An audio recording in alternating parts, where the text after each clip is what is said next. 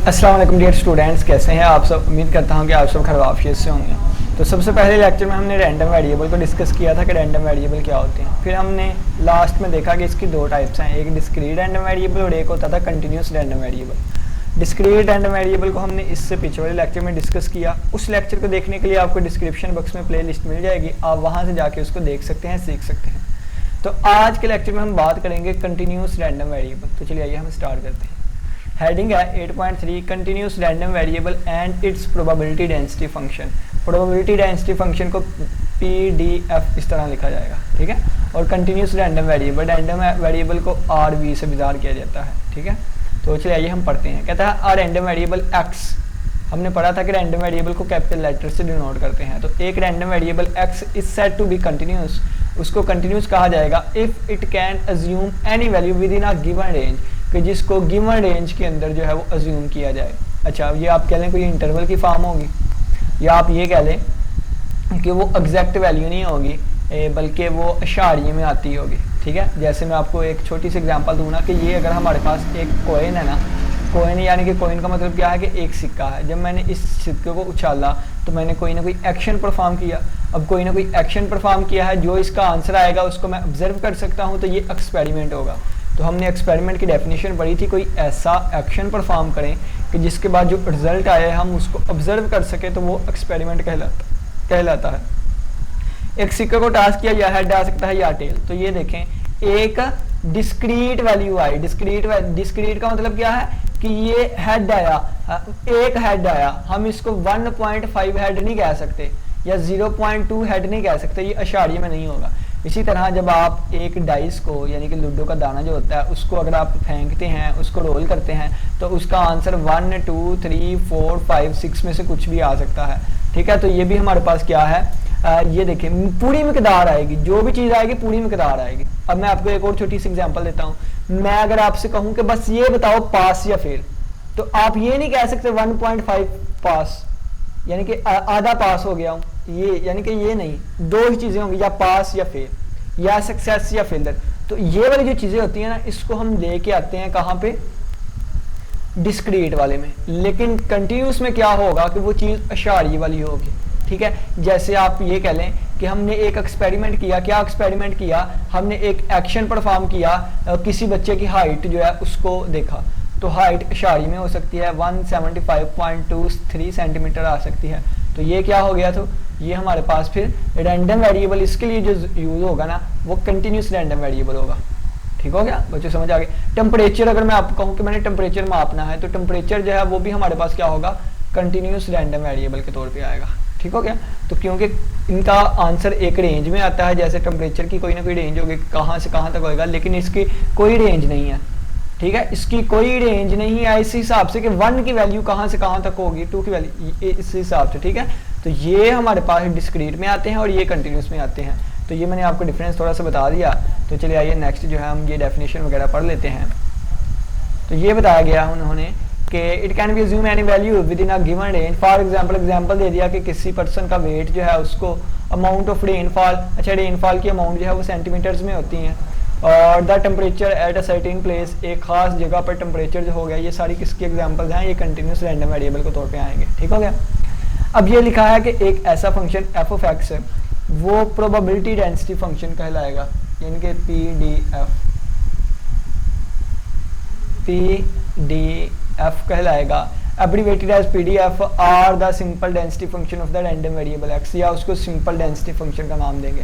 Probability density function या simple density function किसको कहेंगे, f ऑफ x को कहेंगे, f ऑफ x को। अ फंक्शन विच सेटिस्फाई, और ये कुछ प्रॉपर्टी, ये दो प्रॉपर्टी सेटिस्फाई करेगा, ये दो प्रॉपर्टी सेटिस्फाई करेगा। देखें फंक्शन f ऑफ x है जो कि सेटिस्फाई करेगा इन कंडीशंस को, उसको हम प्रोबेबिलिटी डेंसिटी फंक्शन PDF कहते हैं।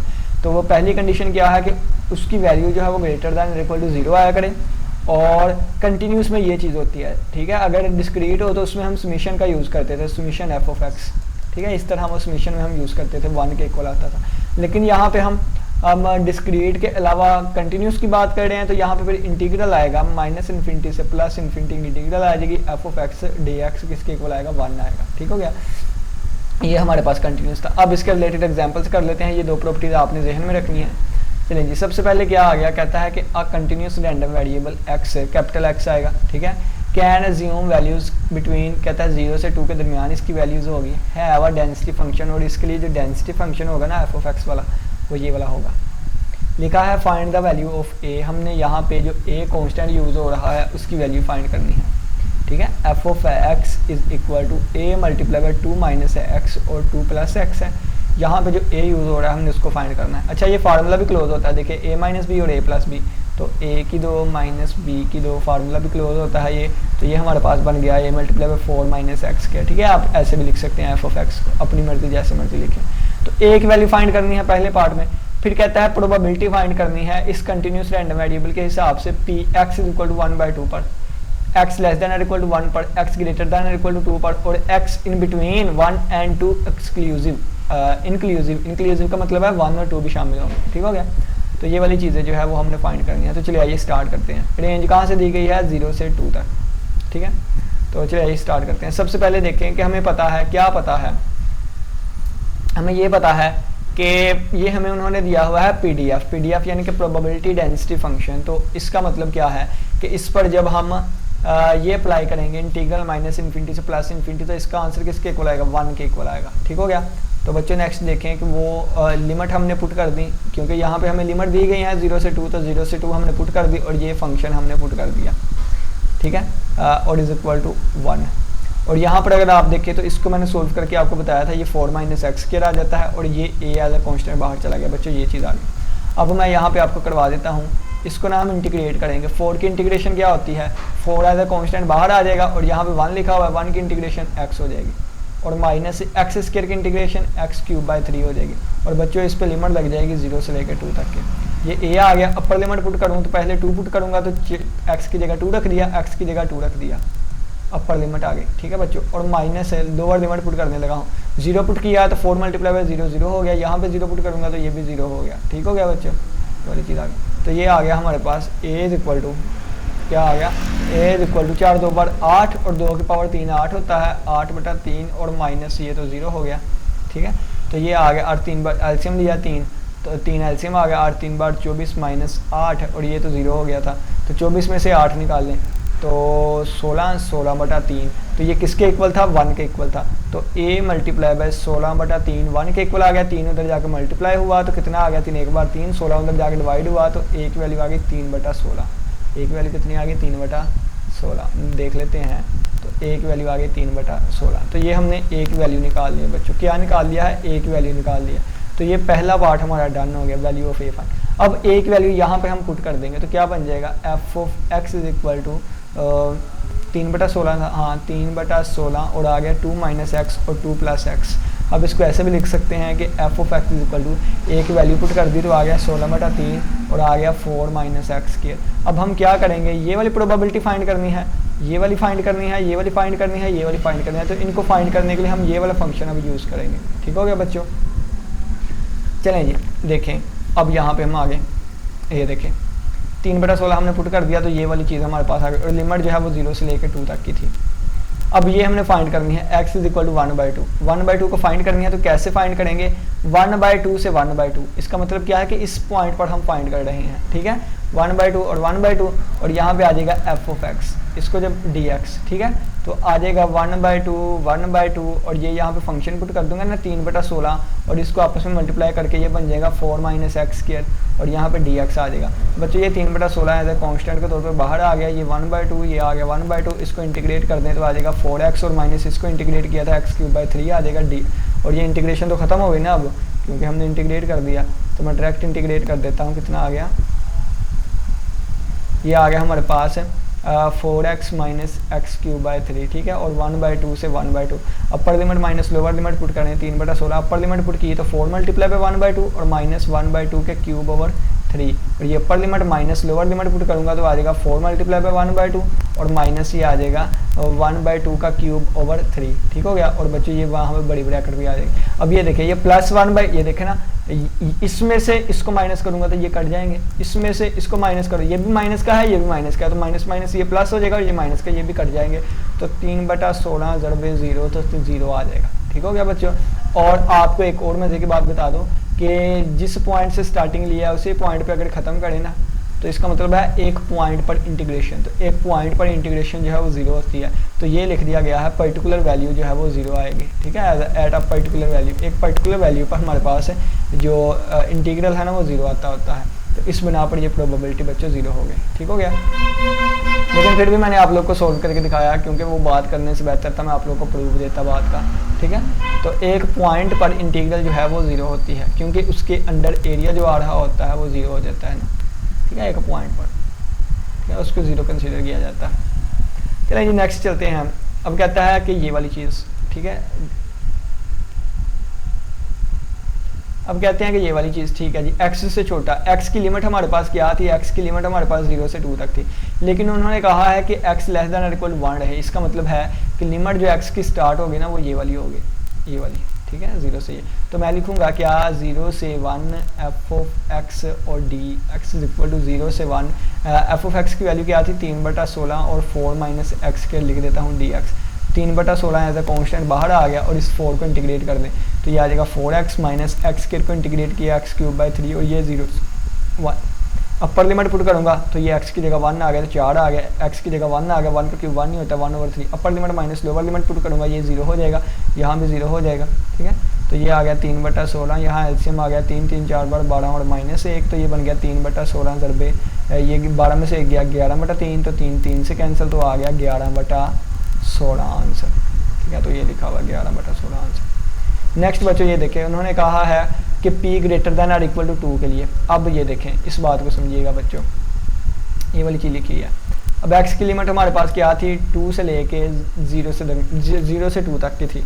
अब यहाँ पे लिखा हुआ है x ग्रेटर देन और इक्वल टू 2 और अगर इन दोनों में अगर कॉमन चीज़ देखें ना तो क्या चीज़ आ रही है, यानी कि कौन सा इंटरवल कॉमन आ रहा है, तो वो x की वैल्यू 2 ही बनेगी। तो इस हिसाब से हमारे पास बनेगी 2 से लेके 2 तक, क्योंकि ये पॉइंट बनता है, ठीक है, 2 से 2 f ऑफ x dx और इज इक्वल टू, मैंने अभी आपको बताया था कि एक पॉइंट पे जहाँ से स्टार्ट है वहाँ पे एंड इसकी प्रोबेबिलिटी 0 होती है, तो ये फिर 0 आ गया, ठीक हो गया। बच्चों ये कैसे बना मैं आपको दोबारा बता देता हूँ, यानी कि ये चीज़ मैं थोड़ी सी ना ड्रा करके आप लोग को बता देता हूँ, एक मिनट, थोड़ी सी ना मैं ड्रा करके आप लोग को बता देता हूँ इस वाली चीज़ को। ये देखें, ये रियल लाइन बना ली मैंने, ये रियल लाइन मैंने बना ली, ठीक है, ये मैंने रियल लाइन बना ली जी, ठीक हो गया। और यहाँ पे कहीं मेरा 0 है, यहाँ पे कहीं 1 है, यहाँ पे कहीं 2 है, ठीक है। अब ये वाली चीज़ जो है ना, ये वाली चीज़ ये रिप्रेजेंट करती है इसको, ठीक है ना, इसको रिप्रेजेंट कर रही है। और अगर हम देखें ना तो ये नीचे वाली चीज़, यानी कि इसको मैं इस रेड से कर देता हूँ, नीचे वाली चीज़ रिप्रेजेंट करेगी इसको शामिल करते हुए इधर वाली चीज़। अगर हम बिलो और इसका कॉमन देखें ना, अगर इन दोनों का अगर हम कॉमन देखें, इन दोनों का कॉमन क्या आ रहा है, तो इन दोनों का कॉमन सिर्फ और सिर्फ 0.2 आएगा। ये देखें ना, इन दोनों को रेड और ब्लू का कॉमन क्या आ रहा है, सिर्फ और ये पॉइंट आ रहा है, तो 2 आएगा सिर्फ, और 2 आएगा यानी कि इन हमारे पास क्या बन जाएगा, फिर लिमिट 2 से 2 तक की बनेगी, यानी कि फिर लिमिट क्या बन जाएगी 2 से 2 तक की लिमिट बनेगी। और आपको पता है एक पॉइंट से एक पॉइंट तक अगर हमने जाना हो तो उसकी इंटीग्रल 0 होती है, मैंने ऊपर प्रूव करके भी दिखाया, वो 1/2 से 1/2 तक थी, ठीक है। तो चलिए जी बच्चों नेक्स्ट अब हम डिस्कस कर लेते हैं नेक्स्ट पार्ट को।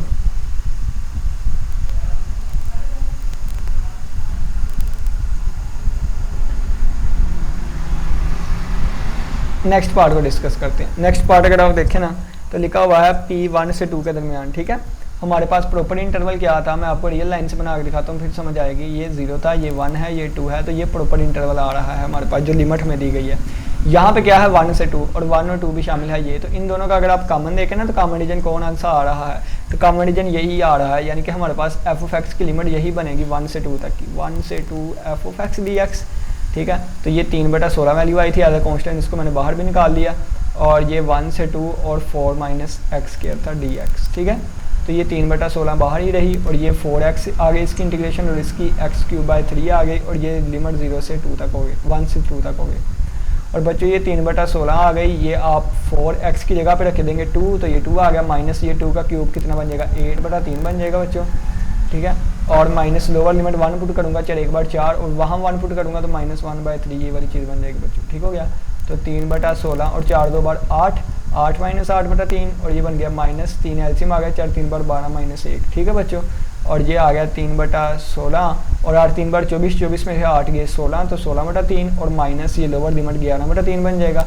और मैं एलसीएम लूँगा 3, ठीक है। तो यहाँ 3 एलसीएम आ गया, ऊपर आ गया 16 माइनस 11, तो ये 3 3 से कैंसिल हो गया और 16 में से 11 गए, 16 में से 11 गए, बाकी बचता है 5 बच्चों, 5, तो ये 5/16 जवाब आ जाएगा इसका, 5/16, ठीक है। तो 5/16, तो बच्चों ये देखो 5/16 लिखा हुआ, ठीक है। तो इस तरह हमने ये सारे पार्ट्स जो हैं उनको सोल्व कर लिया, ठीक है। कौन कौन से पार्ट्स थे मैंने आपको बता दिए हैं, ये आपके सामने लिखे हुए हैं, दोबारा इसको देख लें, ठीक है। सबसे पहले देखें हमने किया क्या था, हमने किया ये था कि ये हमें फंक्शन दिया गया था, ये उन्होंने लिमिट्स दे दी थी और रैंडम वेरिएबल कौन सा था, कंटिन्यूस था। हमने सबसे पहले ना इसको 0 से 2 तक इंटीग्रेट करके एक वैल्यू निकाल ली, फिर एक वैल्यू निकलाई तो पहला पार्ट सोल्व, फिर एक वैल्यू पुट करके हमने PDF यानी कि प्रोबेबिलिटी डेंसिटी फंक्शन लिखा, फिर उसमें हमें पता था एक पॉइंट पे 0 होगी, इसका भी आंसर एक पॉइंट बन रहा था उस पर 0 और इसका आंसर 0 से 1 तक बन रहा था और इसमें जो लिमिट्स हैं वो 1 से 2 तक बन रही थी और इसको रखते हुए हमने इंटीग्रल के अंदर सोल्व करके अपने आंसर निकाल लिए। बच्चों नेक्स्ट एक और क्वेश्चन करते हैं, वहाँ से हमें मज़ीद चीज़ें क्लियर हो जाएंगी। वो ये वाला है, अब उन्होंने एक ही जगह k रख दिया है, कहता है कि अब इसको फाइंड करना है आप लोगों ने, ठीक है जी, कर लेते हैं। सबसे पहले देखें ये f(x) है, लिमिट कितनी है 2 से 8 तक की, तो मैं 2 से 8 और अंदर ये वाला फंक्शन रख लूँगा, k एज अ कॉन्स्टेंट बाहर आ जाएगा और x + 30 और ये हमें PDF दिया गया, उन्होंने PDF दिया है तो इसका मतलब इस प्रॉपर्टी को सेटिस्फाई करेगा कि इसका आंसर 1 के इक्वल है इंटीग्रल का, ठीक हो गया बच्चों। इसको इंटीग्रेट कर दे, x की इंटीग्रेशन x² आ जाएगी और +30 की इंटीग्रेशन 30x आ जाएगी और ये लिमिट 2 से 8 लग जाएगी और इज इक्वल टू 1। बच्चों ये आ गया k और ये अपर लिमिट पुट करूँगा 8 का स्क्वायर 64, 64/2 और प्लस अपर लिमिट ऊपर यहाँ पुट होगी तो 30 × 8, 8 3 बार 24, 240, ये अपर लिमिट पुट हो गई। बच्चों और लोअर लिमिट पुट करने लगा हूँ तो माइनस, ये अपर लिमिट आ गई माइनस लोअर लिमिट पुट करने लगा हूँ, 2 पुट किया तो 2 बार 4/2 आ गया और प्लस यहाँ पे 2 पुट करूँगा 30 2 बार 60, तो ये वाली चीज़ आ गई, ठीक है बच्चों। ये वाली चीज़ upper limit minus lower limit put हो गई और इज इक्वल टू 1 आ गया। ये अपर लिमिट थी, ये लोअर लिमिट पुट की थी, ठीक है। हाँ ठीक हो गया। अब बच्चों ये देखें k ज़रबे ये एलसीएम आ जाएगा, एलसीएम लेने से बजाय आसानी कर लेते हैं, 2 32 बार 64 और 240 जमा 32 40 और 30 70 272 बन जाएगा और माइनस ये 2 2 बार 4 60 2 62, तो ये 62 आ जाएगा और इज इक्वल टू 1 और ये k मल्टीप्लाई बाय 262 में से 272 में से 62 निकाल लें तो 210 बन जाएगा, क्योंकि 72 में से 62 निकाले 10 बचा 210 हो गया और इज इक्वल टू 1 और k की वैल्यू कितनी आ गई 1/210 आ गई, ठीक है। तो ये k की वैल्यू, अब ये k की वैल्यू यहाँ पे पुट कर देंगे तो क्या बन जाएगा, बन जाएगा f(x) इज इक्वल टू 1/210 और x जमा 30, ये वाली चीज़ बन गई बच्चों, ठीक हो गया। तो देख लेते हैं ये k की वैल्यू हमने फाइंड कर ली, यानी कि पहला पार्ट जो है ना वो हमने फाइंड कर लिया। देख लेते हैं कोई कैलकुलेशन मिस्टेक तो नहीं हुई, हमारी आंसर ठीक आया है, आंसर ठीक आया है, ठीक है। k की वैल्यू ये आ गई, k की वैल्यू पुट कर दी तो ये वाली चीज़ बन गई। अब अच्छा ये देखें पहला पार्ट क्या कहता है 3 से 6 तक, 3 से 6 फिर लेस देन 6 फिर ग्रेटर देन इक्वल टू 4, ठीक है। 3 से 6 पहला पार्ट क्या कहता है 3 से 6, तो मैं ये बात आपको यहाँ पे समझा देता हूँ। देखें ये अगर हमारे पास रियल लाइन है 2 से 8 तक हमें चीज़ दी गई थी, ठीक है। तो ये हमें दिया गया था 2 से 8 तक, ठीक है, यानी कि ये इसको मैं इस तरह बना लेता। अब वो हमें क्या कह रहे हैं 3 से 6 तक, तो 3 यहाँ पे आता होगा 6 यहाँ, तो ये देखें ग्रीन और इसका कॉमन पॉइंट क्या है, यानी कि एक ये ग्रीन है और इसको भी मैं ग्रीन से रिप्रेजेंट कर देता हूँ और एक ये ग्रीन है, ठीक है, यानी कि ये 3 लिखा हुआ है और ये 6 लिखा हुआ है। तो इसका और ऊपर वाले दायरे का कॉमन पॉइंट क्या है, यही आ रहा है, तो इसका मतलब यही लिमिट्स यूज़ होंगी, ठीक हो गया, यही लिमिट्स यूज़ होंगी। तो आ जाएँ जी लगा दें ये वाली जी, उन्होंने लिमिट्स लगा दी है, ठीक है। तो अब ये दोबारा क्या आ जाएगा यानी कि ये चीज़ बाहर आ गई और x को इंटीग्रेट करेंगे x² 2 आ जाएगा प्लस 30 को इंटीग्रेट करेंगे 30x आ गया, 3 से 6 लग गई 1/210 और 6 का स्क्वायर 6 बार 36/2 आ गया और 6 यहाँ पुट करूँगा x की जगह तो 30 6 बार 6 3 बार 18 180 बन जाएगा। ये अपर limit minus lower limit put करूँगा 3 3 बार 9 9/2 आ जाएगा प्लस 30 3 बार, क्योंकि यहाँ पे 3 पुट करूँगा ना 30 3 बार 90 आ जाएगा, ठीक है। तो ये वाली चीज़ आ गई, तो 1/210 और ये 2 1 बार 2 2 18 बार 36 18 2 बार 36 होता है ना 180 और 18 198 और माइनस ये नहीं काट होते, एलसीएम आ जाएगा यहाँ पे, ठीक है। तो एलसीएम आ गया 2 तो 9 जमा 90 2 बार 180 आ गया बच्चों, ठीक है। तो ये हम सिंपली सोल्व भी कर रहे हैं इसको 1/210 और ये 198 माइनस ये कितना बन जाएगा, ये बनेगा 180 और 9 और 199/2 बन जाएगा। ठीक है बच्चों, अब इसके एलसीएम लेंगे।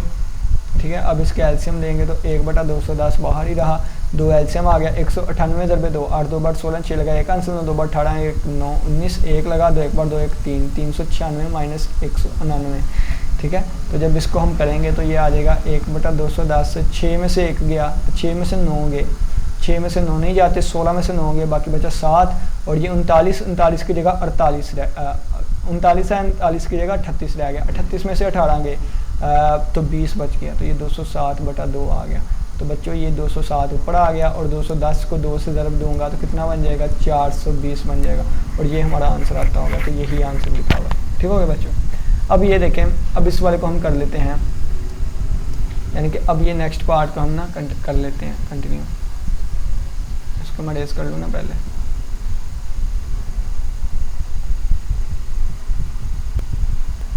ठीक हो गया। चलें जी, पहले मैं आपको इंटरवल बना के दिखा देता हूँ, रियल लाइन बना लेते हैं पहले रियल लाइन बना लेते हैं। तो ये पहले हमारी बनने लगी है रियल लाइन, ये रियल लाइन बन गई। और बच्चों अगर इसको मैं ड्रा करना चाहूँ ना 2 से 8 तो ये आ जाएगा 2 यहाँ पे लिखा होगा, तो यहाँ पे 8 लिखा होगा 8। ठीक है, तो ये आ गया 2 से 8। ठीक हो गया।